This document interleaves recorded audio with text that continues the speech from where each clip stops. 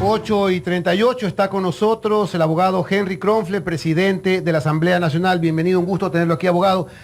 La Asamblea se va de vacaciones desde mañana martes, pero al regreso le esperan temas complejos de legislación y fiscalización. ¿Se van satisfechos con el trabajo realizado en este primer periodo de actividades? ¿Y cuáles son los temas cruciales que aún están pendientes tanto en la agenda de legislación como en la de fiscalización? Bueno, muchísimas gracias. Ya me lo grabaron de abogado. Eso es lo que iba a decir. Muchas gracias primero por la invitación. Un saludo a toda la audiencia. Yo soy ingeniero, hermano, no soy abogado. Entonces, es pero que bueno. Está de vacaciones y creo que se me espera uno de leyes después de los 35, 40 años, siempre hay que aprender de leyes igual, así que no te preocupes. A ver, hermano. Primero, decirte que el receso legislativo, por constitución y por ley, porque está en la constitución, se tiene que dar. No es un tema que se quiera o no se quiere dar. Y son 2 periodos de 15 días que están marcados en la constitución y normalmente se lo trata de hacer cerca del ingreso a clases de la costa y del ingreso a clases de la sierra. En este caso lo hicimos coincidir con la Semana Santa para justamente acortar los días, porque normalmente el jueves y el viernes santo son días de feriado nacional y entonces queríamos acortar, digamos, no tener esos días más el receso legislativo y así hacer mucho más eficiente el tiempo. En lo particular, en lo personal, quiero decirte que yo no voy a descansar. Lo anuncié públicamente, yo como presidente de la Asamblea Nacional no puedo descansar, tengo que estar en la Asamblea, de hecho viajo el día de hoy para allá, hay muchos temas que tratar, parte de la administración va a estar ahí, la gran parte de la administración, los temas que son de cruciales, tratamiento urgente no paran en el calendario, es decir, no los afecta el receso legislativo y los temas que no son de tratamiento urgente, sí, paran los plazos mientras está el receso legislativo, eso dice la ley.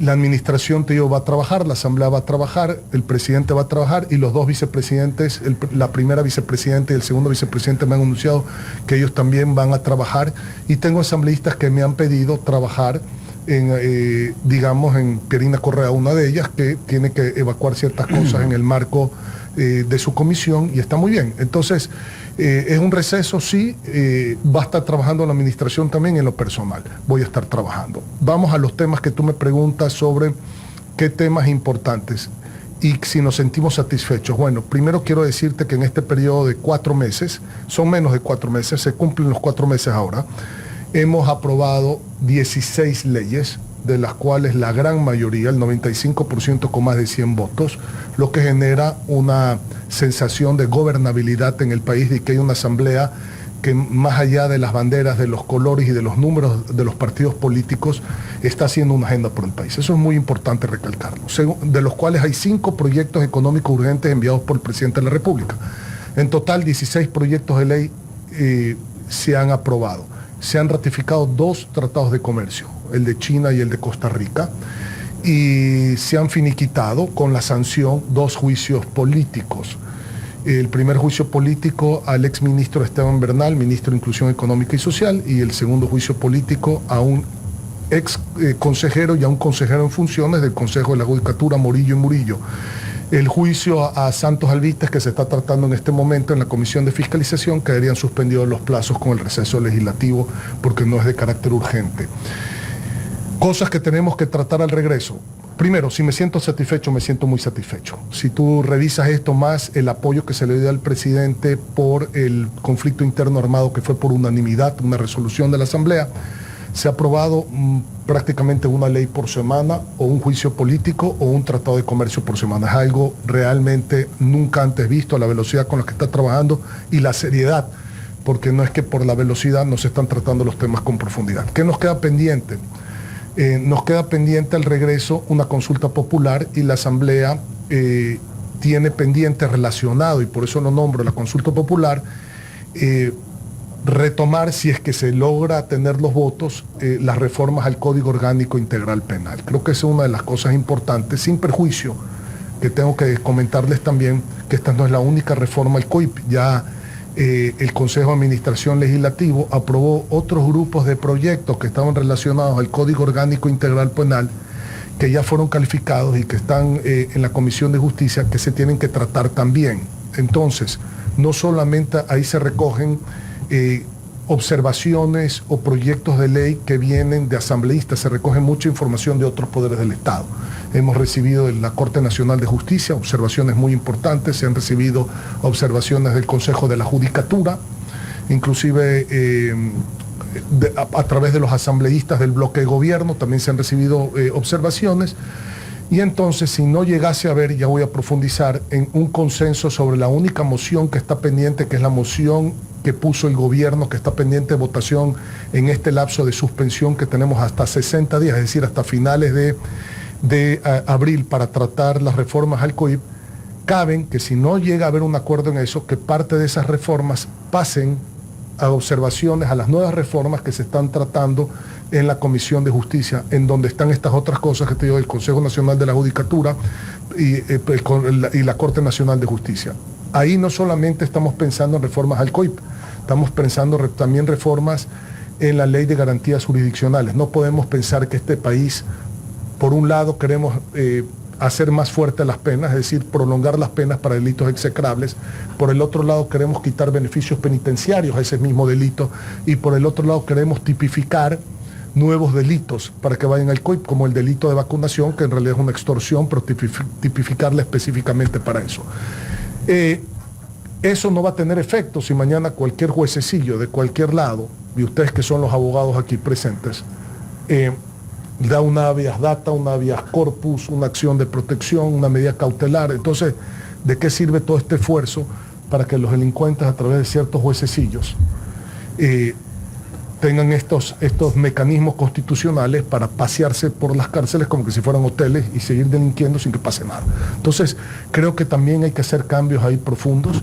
Tuve un primer acercamiento en una conversación de carácter informal con el presidente de la Corte Constitucional, en donde también yo creo que la Corte Constitucional podría tener jueces en el país, jueces constitucionales. Esto es como una idea. Y forma parte de la consulta, de hecho. Y forma parte de la consulta, y que sean esos jueces constitucionales los únicos que puedan poner estas medidas constitucionales, porque de lo contrario no va a servir de nada todo lo que se está haciendo por el otro lado en las reformas del COIP. Esa es una de las cosas más importantes que te puedo decir al regreso, además de pagarle, que se apruebe, porque ya hemos tenido el requerimiento de la Asociación de Municipales del Ecuador y del CONGOPE, que conglomera a las prefecturas y de la CONGONOPARE, para que las rentas que por constitución y por ley le competen a los gobiernos autónomos descentralizados.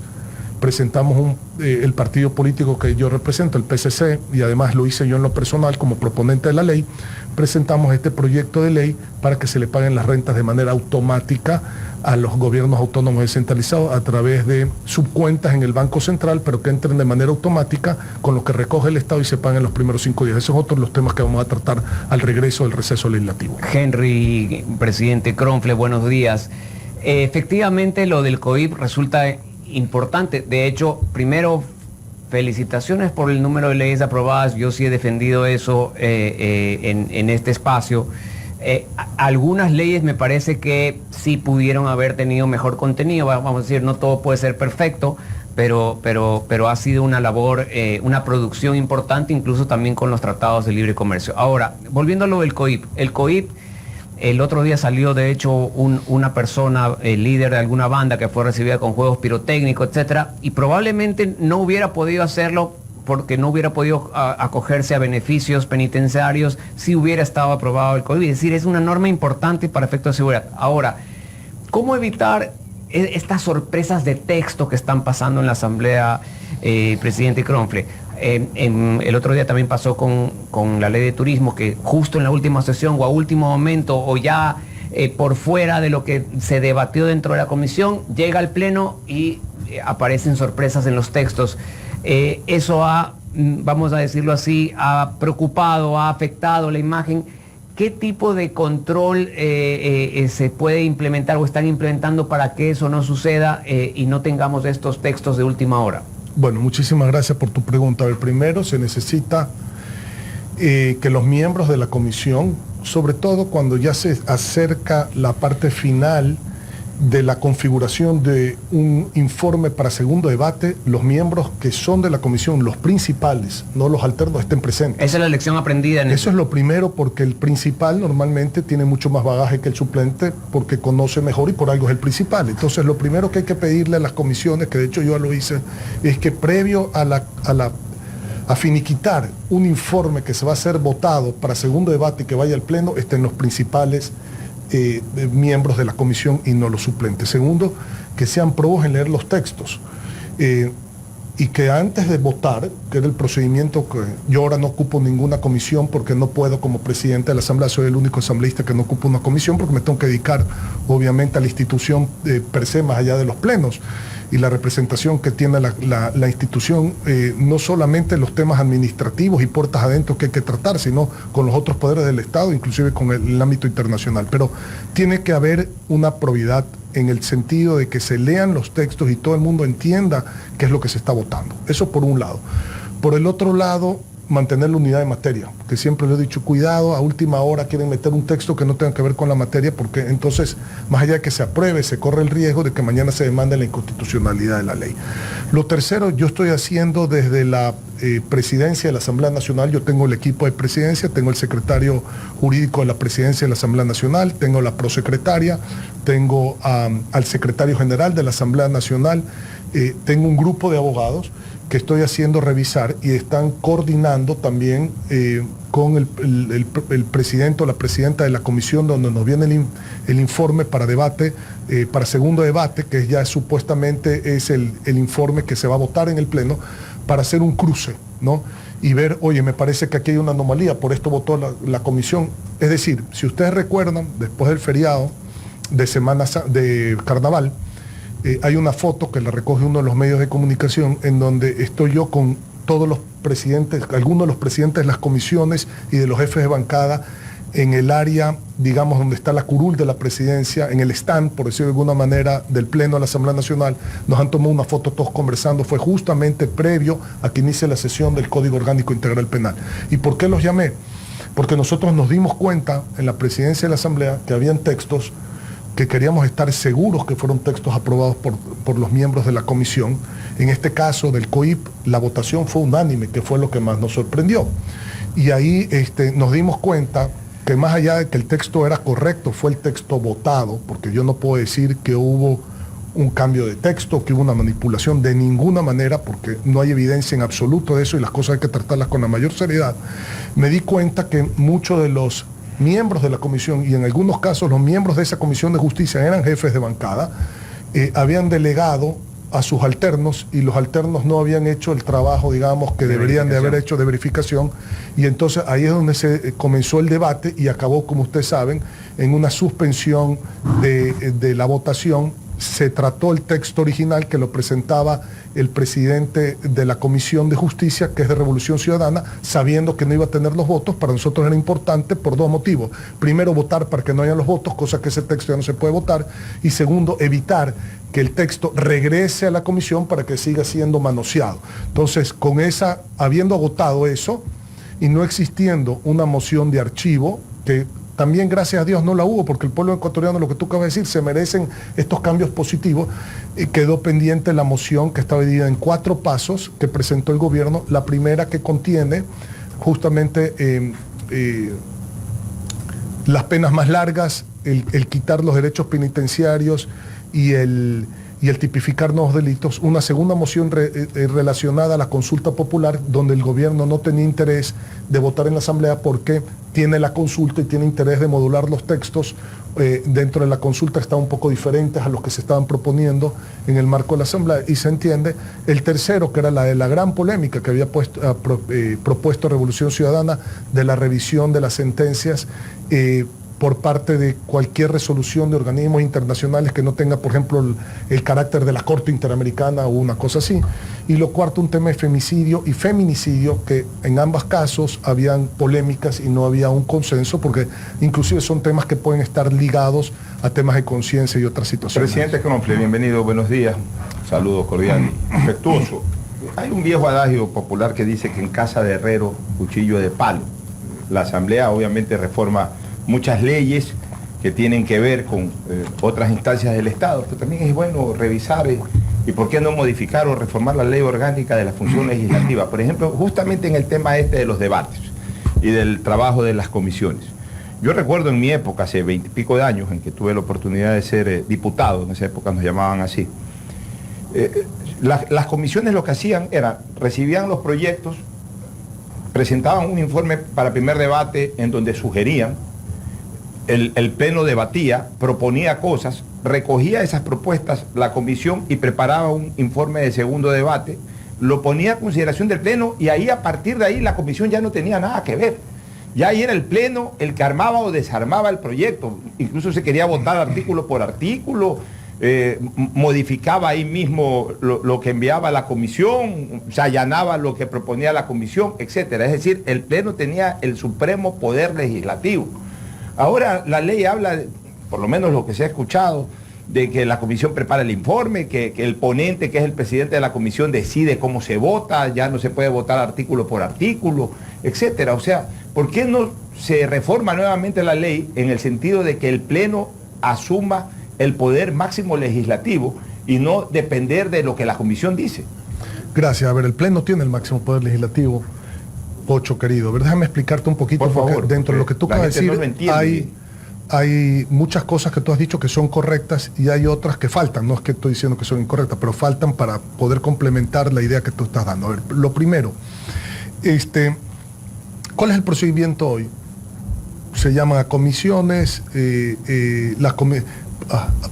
aprueba el Consejo de Administración Legislativa un proyecto de ley después del informe no vinculante de la Unidad Técnica Legislativa, lo envía a una comisión. Va a la comisión y tiene la comisión el deber de tratar el proyecto de ley. Llama a comparecencias la comisión, se recoge de la ciudadanía, tiene que haber participación ciudadana, por supuesto, y una participación ciudadana amplia, por eso se da un tiempo prudente a la comisión, prepara el primer informe.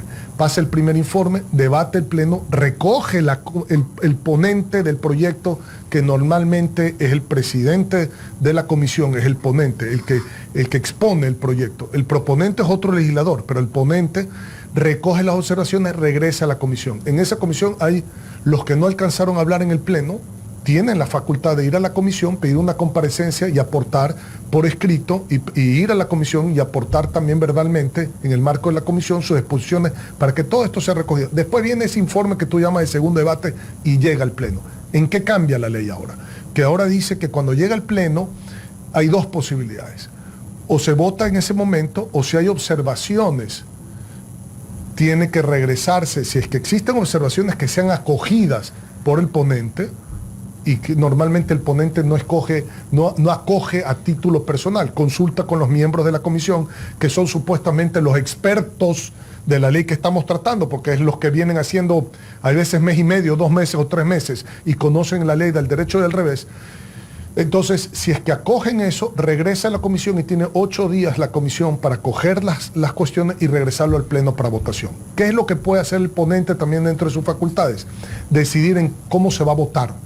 Pero esa es la primera moción. Es decir, el ponente tiene la opción, si es que mociona el ponente en su intervención, sería la primera, porque las mociones se tienen que tratar en el orden en que fueron presentadas. Si el ponente mociona la votación del proyecto, ya sea en su integralidad o dividido para diferentes votaciones, esa es la primera moción. Puede ser que no pase ninguna de esas cosas. Si ninguna de esas cosas pasa, entonces se van resolviendo la segunda, la tercera, la cuarta moción. Pueden haber mociones de archivo y se resuelve el archivo. Es decir, la primera opción la tiene la comisión porque supuestamente es el experto en el tratamiento a través del ponente. Así es como está determinada la ley. Ahora, sí se han hecho cambios importantes en la ley orgánica de la función legislativa y siempre en la ley orgánica de la función legislativa es perfectible. Déjame decirte un cambio muy importante y está en materia de fiscalización.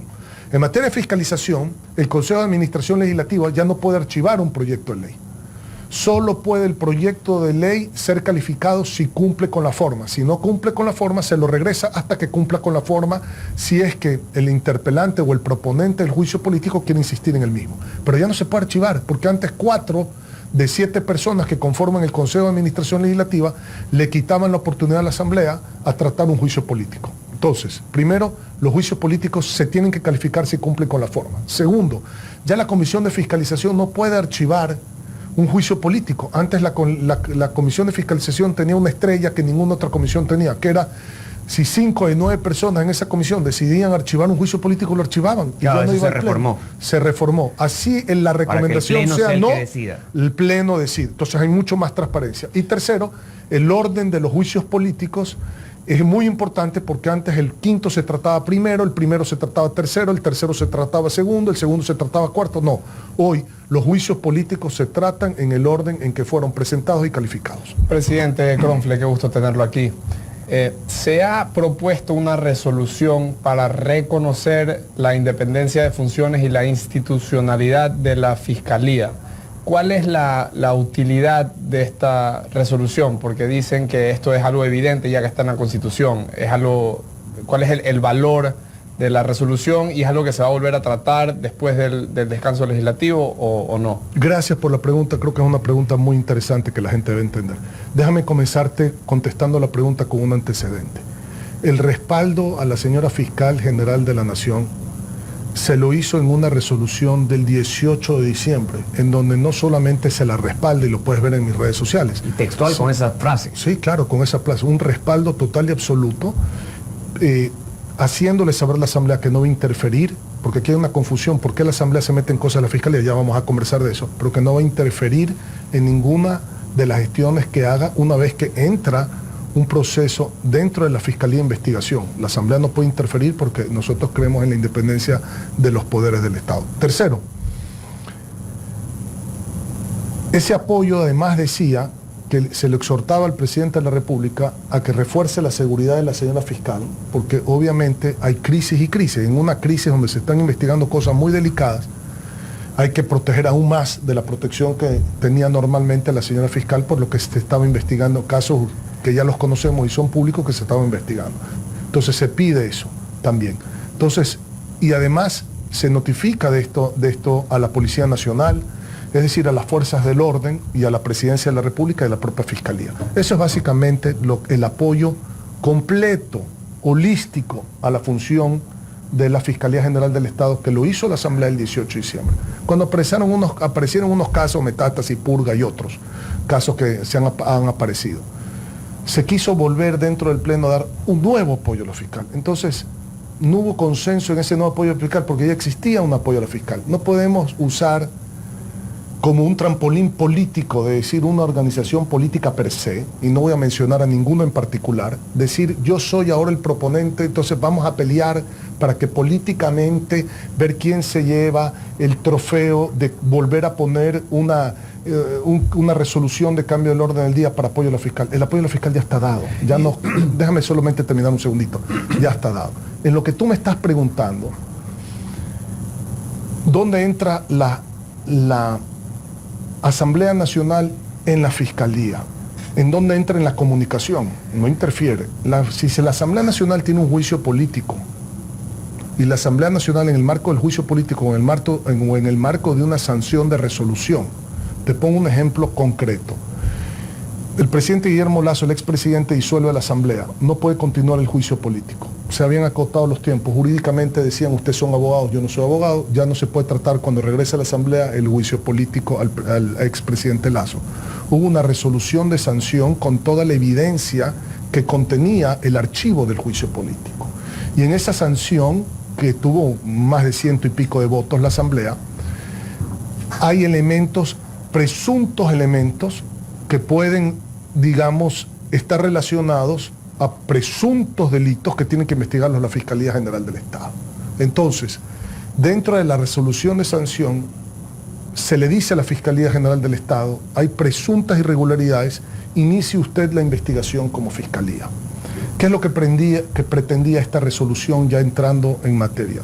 Preguntar si ya se había iniciado esa investigación que había pedido la Asamblea Nacional de manera con mayoría calificada, más de 90 votos, que se comiencen y cuál era el estatus de eso, sin entrar en la reserva de ley, porque en la reserva de ley no podemos entrar, en la reserva, perdón, de la investigación no podemos entrar porque es reservado, pero sí podemos. Entonces lo mismo pasó en el caso de Murillo y Murillo. Entonces habían indicios de posibles o de presuntas responsabilidades penales, la Asamblea notifica a la Fiscalía y lo mismo notifica a la Contraloría cuando ve posibles irregularidades en la parte administrativa. Entonces es obligación de la Asamblea, una vez que ha enviado eso, preguntar cuál es el estatus para poder decirle a los miembros de la Asamblea el estatus.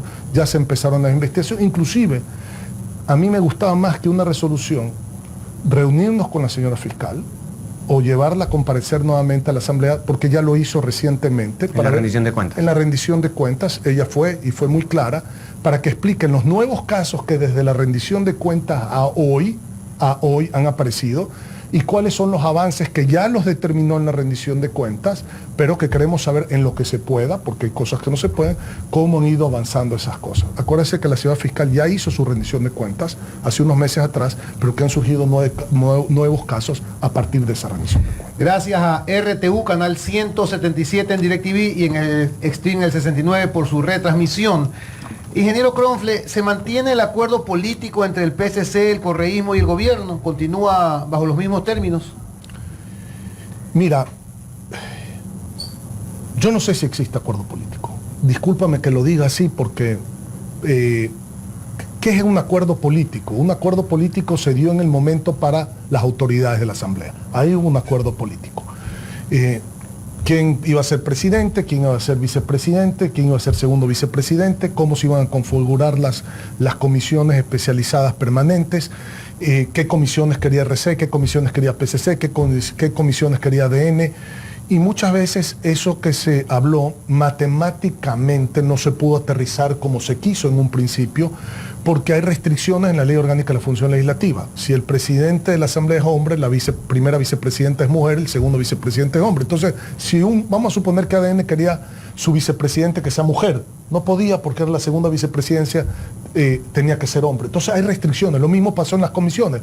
El presidente y vicepresidente de una comisión tienen que tener alternancia de género. Si el presidente es hombre, la vicepresidenta es mujer y viceversa. Si la presidenta es hombre, el vicepresidente es mujer. Pero dentro de la comisión también hay que tener equidad de género. Si la comisión es 9, tienen que haber 5, 4, 4, 5, hombres, mujeres, mujeres, hombres. Y en la comisión de justicia son 10 miembros, 5 y 5. Entonces tiene que haber equilibrio de género.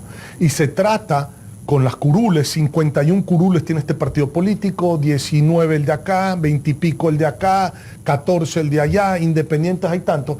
Tienes que acomodar. Entonces nadie sale 100% satisfecho porque no todo el mundo consigue. Dentro del Partido Social Cristiano 4 o 5 personas no pudieron estar ni siquiera en la comisión que querían porque había que acomodar esta matemática. Eso para entender. Entonces, el acuerdo inicial era esto. Ok.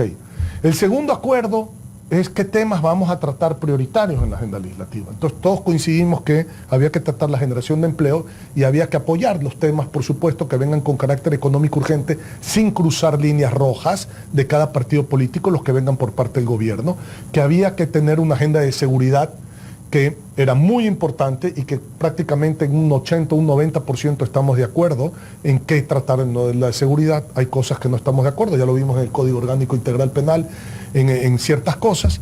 Tercero, que hay que tratar una agenda de salud, por supuesto, una agenda de educación y una agenda transversal de fiscalización con un procedimiento claro, sin show, sin circo, sin favor y sin temor. Y los juicios políticos se tenían que tratar en el orden en que fueron presentados porque así lo determina la ley. Que aquí nadie podía intentar bajarse juicios, subir juicios, tratar de ser... Y todas esas cosas son... Se acordó que las demás tiendas políticas firmen el juicio o apoyen el juicio de la ciudad fiscal. No, tanto así que solo firmó Revolución Ciudadana las 35 firmas que están en el juicio político de la fiscal y nosotros hemos dicho claro como PSC que no apoyamos ese juicio, que respaldamos la acción de la fiscal. Entonces, hasta ahí ese acuerdo. Ahora, ¿qué es lo que quiso decir la gente? Ese no puede ser el acuerdo. Que tiene que haber algo más, que hay cosas de impunidad atrás. Yo pregunto en 4 meses, ¿en qué ha caído la impunidad en la Asamblea? No, absolutamente nada. Y perdónenme, me voy a ir en mayo del próximo año, que se cumple mi periodo legislativo. Yo ya no voy a postularme para la reelección porque no puedo. Yo ya terminé aquí mi periodo de 8 años en la Asamblea. Y el día que me vaya les voy a decir, les voy a preguntar a todo el mundo cuáles son los casos de impunidad que hemos tratado. Ninguno. Entonces, no existe. Jamás vamos a hacer un acuerdo para dejar impune. Y peor aún, sería delinquir si en esta mesa, nosotros 5 que estamos sentados acá, negociemos el señor que está atrás del vidrio su futuro. Pues es una cosa amoral completamente. Jamás nosotros nos vamos a prestar para ese tipo de cosas, ni las demás tiendas políticas, tengo que decirlo con claridad, se han prestado. Y solo para terminar, se ganó con 128 votos la presidencia de la Asamblea. Es decir, que el acuerdo de mayoría no fue un acuerdo de mayoría entre 3 partidos políticos. En ese acuerdo de mayoría se sumó Suma, por ejemplo, se sumaron Independientes, se sumó Construye. Es decir, finalmente el acuerdo llegó a ser prácticamente de toda la Asamblea Nacional y a Construye también, y eso lo puedo certificar con ellos, se los trató de complacer casi en un 50% en las comisiones a los diferentes representantes en las comisiones que querían. Nos pasó lo mismo a nosotros, no pudimos cumplirlo al 100%, quizás un 60-65% lo pudimos hacer nosotros por el tema que digo de la alternancia y del equilibrio de género. Presidente Cronfle, una de las cosas que preocupan a la ciudadanía, evidentemente, es el juicio político a la señora fiscal. Yo tengo una duda, vamos a decir, en torno al trámite o en torno a la norma legislativa.